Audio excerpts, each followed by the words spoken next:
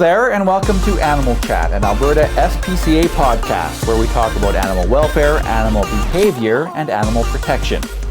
I'm your host, Dan Colby, and thank you for listening and for being passionate about animal welfare in our province. May is Emergency Preparedness Month, so today we're going to talk about being prepared for a natural disaster such as a fire or a flood with your animals in mind. Alberta has had its share of emergency situations in recent years, including the wildfires in Slave Lake and Fort McMurray, the floods in southern Alberta, and flooding again in Fort McMurray last year. These are the headline-grabbing situations, but Albertans are forced to leave their communities on short notice on an ongoing basis. Albertans are asked to have an emergency kit ready to go if they do have to leave, and that kit should be put together with your pets and livestock in mind. My guest today is the Executive Director here at the Alberta SPCA, Terra Johnston. Terra, welcome back to the podcast. Hey, thanks, Dan. Glad to be here. Before we get into the crux of the advice that you have today, I want to talk about your experience with the Fort McMurray fire. And a lot of what we'll discuss here today, it comes from your experience firsthand when trying to help pets in that community back in 2016. Yeah. It was an interesting time for sure. Certainly we saw, situations that occurred where, people didn't have time to give consideration to this, had not faced anything of this cataclysmic nature before. And it was frightening, it was scary. And of course, pets are part of our family, and the last thing we want to do is leave our family behind. So we did have those situations where people required their animals to be left behind, and that was so upsetting and really disruptive to a lot of people, for sure. As with all of our podcasts, it seems when we record these, we do have an animal in the house or in the broadcast booth. The broadcast booth is a loose term. Office dog Bochi, your dog is here with us. People may have heard him scratching himself here a second ago. We invite Bochi to participate in this, but for now I think he's just hoping that some snacks appear from somewhere. That's generally where his mind is at.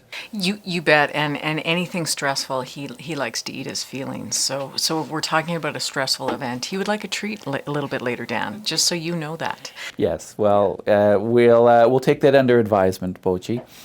All right, so talking about having an emergency kit with your pets in mind, let's talk about supplies first. It's the simplest part of this. So the situation we're preparing for is that you're potentially going to be away from your home and staying either in a hotel room, maybe an RV, for 2 weeks or more. So you need enough of the basic supplies for your animals for that long. You bet, and I think the one that really is obvious to most people is food, making sure they have available water. One of the things, again, reflecting back on Fort McMurray situation, ensuring that your animals have an appropriate ID, and that if there's an opportunity that your animals have been licensed through their municipal bylaw situation, because that offers the greatest opportunity to reconnect or reunite with your pet if you don't necessarily go away with your pet and you've had to leave it behind. But we're talking about situations where you're taking that pet with you. So again, you want to ensure that you've got ID on that animal, you've got their vaccinations up to date, you've got available food, you've got water. If your pet has a condition that requires to take medicine, you want to make sure that you've considered what does that look like and how can I manage that going forward? And how can I support getting more if the situation is going beyond the days that you have the vaccines? You want to make sure they have bowls, that they have. I think it's really important that you've got a leash for your dog, that you've got, if you have to remove your cats, for instance, you want to make sure that you've got appropriate carriers for your animals in the event that you need to remove them. One of the things that we found too, and I think it applies both leaving animals behind and taking them with you if you get that opportunity, and we hope that you do, is cats in particular, they tend to hide. So, reflect back and think, where do my cats hide when there's a lot of activity, and where do they go when they're scared? I have a particular cat that goes in the basement underneath a bed, and another one that goes and hides under a couch. So I know that's their hiding space if I have to remove them quickly and put them in a carrier. So that's just something to consider. And, just the environment for your pets in terms of if you have other sort of pocket pets that you need to bring with you, what are their special needs that may come with that? I'm thinking hamsters and gerbils and that type of thing. You just want to make sure you've got the appropriate environment in place, food, water, vaccinations, ID, and just make sure you've got all of their needs met when you have to remove them from your home. So when we're talking about supplies, I'll focus on that first. Important to have those supplies in a spot where you can get them in a hurry. Yeah, a go-to bag would be really, really helpful. I know that isn't always easy when your vaccinations may expire and whatnot, but know that you need them and have access to them quickly. But yeah, a go-to bag, and know where those carriers are, know where that leash is, know how you can reasonably transport that animal and how best to manage that animal and getting them out of a situation quickly. With cats, cat litter obviously is one thing that you'll need, especially if you're staying in a hotel. And I know here at the SPCA we keep tinfoil broiling pans on hand so that if cats do happen to show up here, that we can put a little bit in a pan just so that they have a place to go. And it's a $2 item, but it certainly in a pinch makes a great cat litter. Yeah, I think get creative about that for sure. No question about it.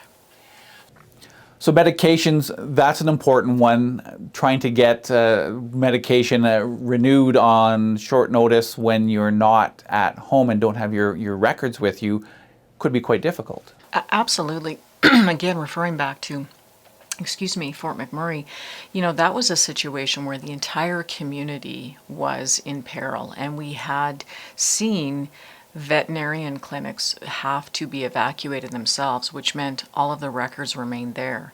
And so if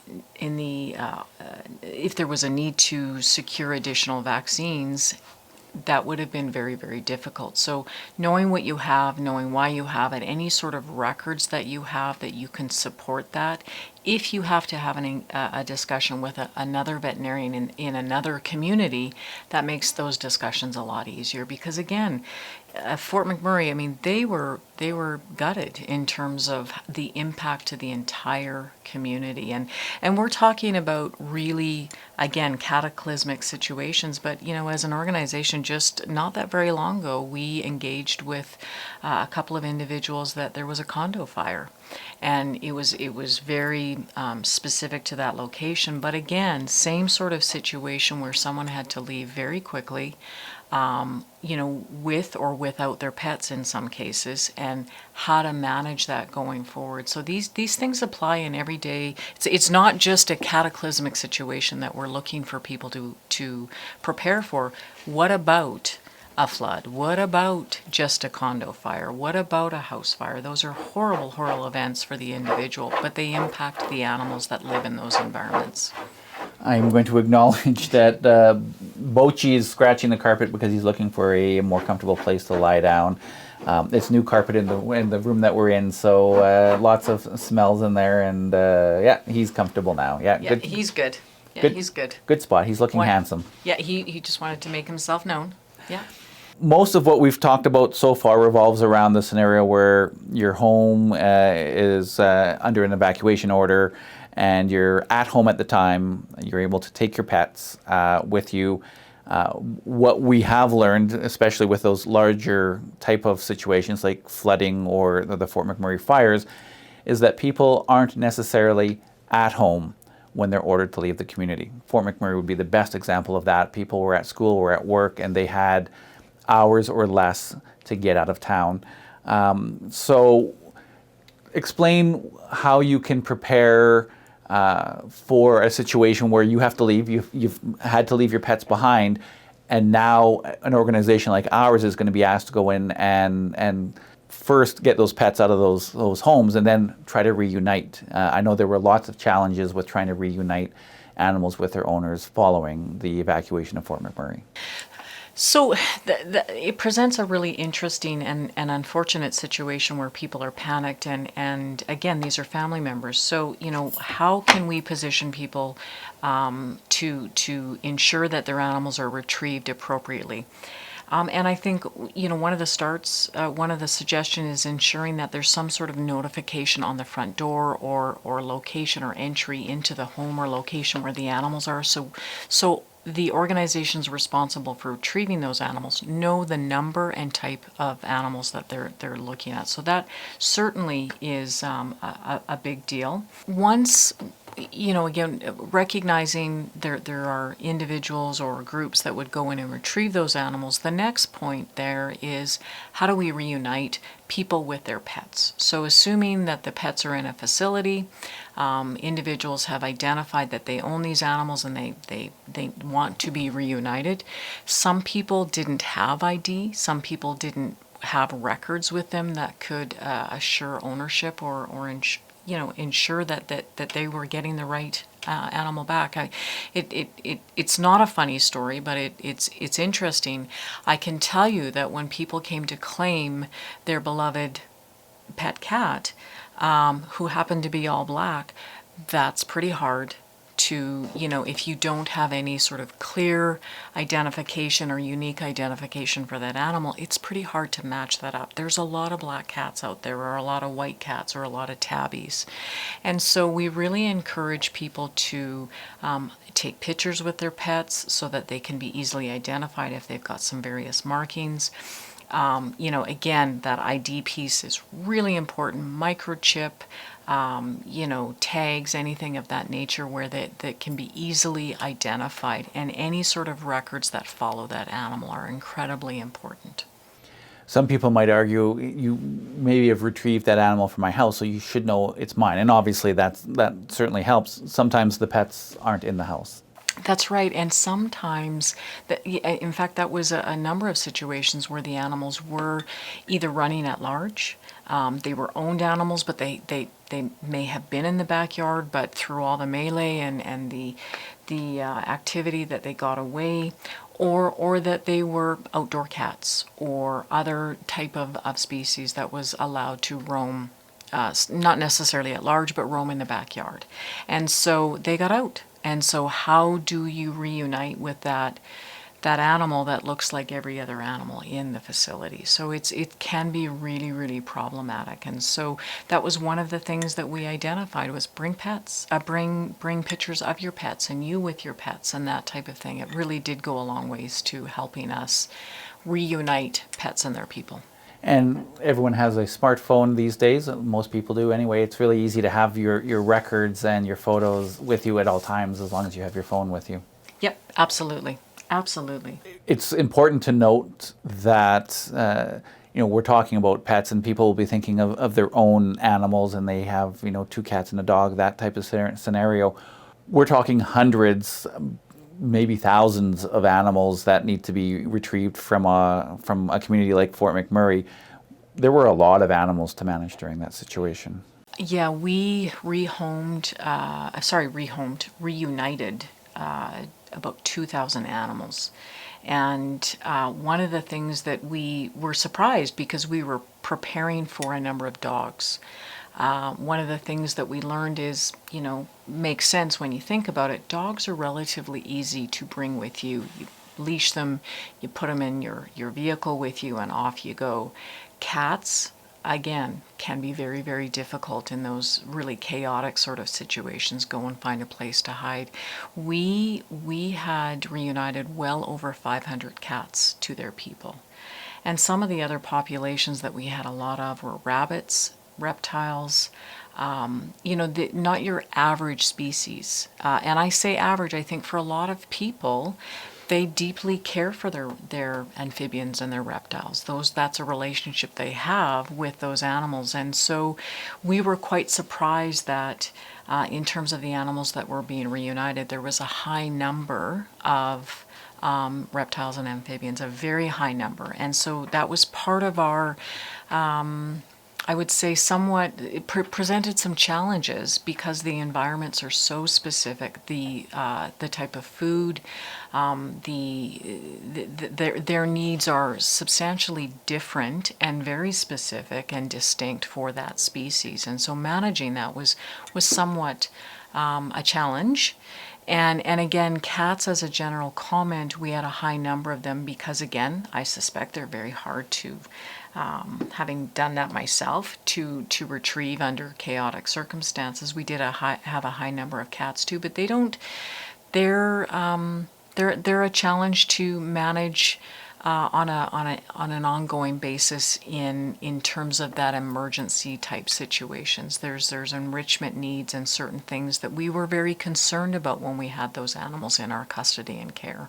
You said that we reunited about 2,000 plus animals with their families. The unfortunate part is there were some animals that we were not able to reunite. Absolutely. I would suggest, and I don't know, I don't have those numbers. I couldn't speak to that, but certainly, there would have been some animals that either because of their inability to identify them or inability of the owners to reclaim them after such a cataclysmic situation that they were enduring. And our mandate as animals are concerned, and we're talking about animals, but I do have to really sort of speak to the incredible mental health issues and the difficulty that individuals that had to leave that community so abruptly and so quickly and having to, in some cases, leave family members behind and really, talking to those people after the fact, we were really mindful that these people were in crisis, had endured a crisis, and that we wanted to give them some space to manage their own well-being first and foremost so that they could then manage their animal piece.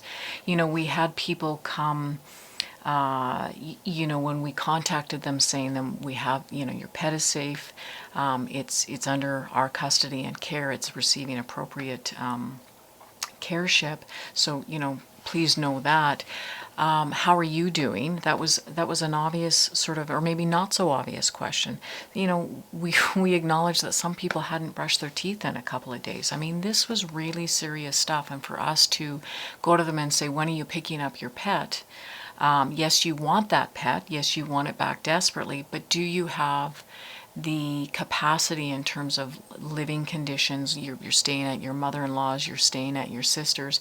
Do they have capacity for pets? Do they have the ability to manage those? And so there was some really emotional conversations for people. They were relieved that we had their pets, but they also acknowledged they had a little bit of work to do to make sure they were in a position to retrieve those pets. So all of that sort of was an ongoing discussion, and we were really, really mindful that we were dealing with individuals in crisis. The other thing that I can say too is one of the things that we became abundantly aware of is people left in such a abruptly, phone chargers and phones died, minutes, the ability to pay bills and manage their telephone and cell bills was at risk. And so, sometimes it was really hard to communicate people, not because they didn't want to, but because they just didn't have the capacity. So we're really, really mindful of that situation.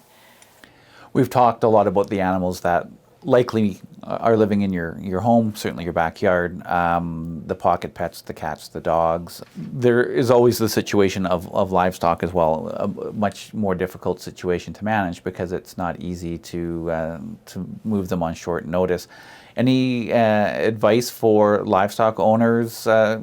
Should they be encountering a situation where they may have to leave on short notice and they've got dozens of, whether it's cattle or some horses that they are going to have to manage and take care of as well? Yeah, I think there is. I would strongly encourage if producers, and most would would have already done this. So I suspect I'm speaking to the converted on this piece. But make sure that people have up-to-date PID numbers, premise ID numbers, and that's so the overseeing bodies can identify what animals are in what species are on particular areas, so that if we see that there is a flood in a particular area, and I say the collective we, I'm not necessarily saying the Alberta SPCA, but if there's an understanding that there's a herd of cattle in a particular affected jurisdiction due to flooding, if the producer for whatever reason isn't able to put up their hand and say this is a problem for me, certainly the jurisdictions and the counties will be able to identify that there's species that are kept on that property. Again, movement of livestock, movement of any animals, it could happen, and I speak to this on the companion animal side too. The issue of ensuring that your vaccines are up to date, so that you're not impacting a healthy population or vice versa. Your animal is appropriately vaccinated against any sort of other diseases or issues that they may be moved to, to areas where the animals may be moved to. Know what you've got, know your facilities. Again, if you're dealing with a barn in some cases, you want to put a notification on what species are in that barn. So again, people who are attending that are not the owner or person in charge of those animals knows what animals are in that barn, knows what animals are in that facility. So again, it just makes it easier for those who may have to come back and retrieve animals. And keep your records online if you've got, if you don't already. And certainly there's lots of overseeing bodies that you can maintain your records online. So certainly that's really important. So the species, the number, and the dynamics of the population. It's really important. As we head into May this year, and we're having this conversation, we know that, it's a dry year here, so the threat of something happening exists. It often does in May. And my background is in news media, and it was every time we covered a big incident, it always seemed like it was in May. That's why it's Emergency Preparedness Month in the month of May. Talking to you 5 years after Fort McMurray, it's clear that the experiences that you had and our agency had at the time are still fresh in your mind. Oh, yeah. It's a little no question. It's a bit daunting. I look back and think, we did a really wonderful thing. And I need to say the collective we, because there was a lot of groups that were involved in that. It was not just the Alberta SPCA, but there was multiple groups that came together in support of reuniting people and their pets. And certainly our agency was also responsible for sending people to the affected areas to assist on that piece as well. And so, we certainly were engaged on both ends of that. It was an incredible learning experience. It was an incredible emotional experience to know that we as an organization or collectively were, caring for people's family members and how important those family members were to those individuals, particularly in times of crisis, and just dealing with people who were emotional, understandably emotional. The idea that their homes may not be there when they return to the community that's a really heavy thing to deal with people. And one of the things that I will say though is I look back and I really appreciate, and I'm so incredibly grateful for, is that the population of animals that we took custody of was by and large really healthy. So in other words, we weren't seeing a lot of animals affected by the catastrophe itself. We weren't seeing a lot of animals that were severely impacted by fires. Certainly there were those animals that were. I'm not suggesting that there weren't some impact on that piece, but as a general comment, the population of animals that we took custody of was healthy. And we were able to, we were dealing with ongoing husbandry needs as opposed to sort of significant medical issues. And so, that has to be said. I mean, I don't know that, that situation is always the case. So I'm really grateful for that, and I'm grateful for the animal welfare community that came together to manage this. It was incredible. It was wonderful to be part of. I learned so much, but I don't want to duplicate it ever again. and you say that, and I was about to, as we start to wind up the conversation, make that comment that we hope that we don't have to go through this again. But if we do, we'd certainly like to have pet owners do everything they can so that we can make sure that their pets are well taken care of and reunited with them should disaster happen. You bet. And we are there on behalf of animals. Terra, thank you once again for coming in and being a guest on Animal Chat, the podcast. Well, thank you, Dan. Bochi went to sleep, although his ears perked up when I said his name. He's hoping to eat his feelings anytime now. We do keep a list of emergency kit supplies that you should have in your plan on our website. You can find this by going to albertaspca.org/news/podcasts. We actually have the list under the show notes, but you can find it in other places on our website as well. And on the show notes, we are also going to have some photos from our experience with pets in Fort McMurray, and we'll put the list of supplies as well as other helpful links under show notes as well. In our next edition of Animal Chat, we're going to discuss cat traps. Many people choose to try to catch unwanted, free-roaming cats that wander onto their property, and it's their legal right to do so, but there are also legal ramifications that come along with catching wayward cats. And those doing so, doing the trapping, they can put themselves in a situation where they could be charged if the cat that they catch comes under distress.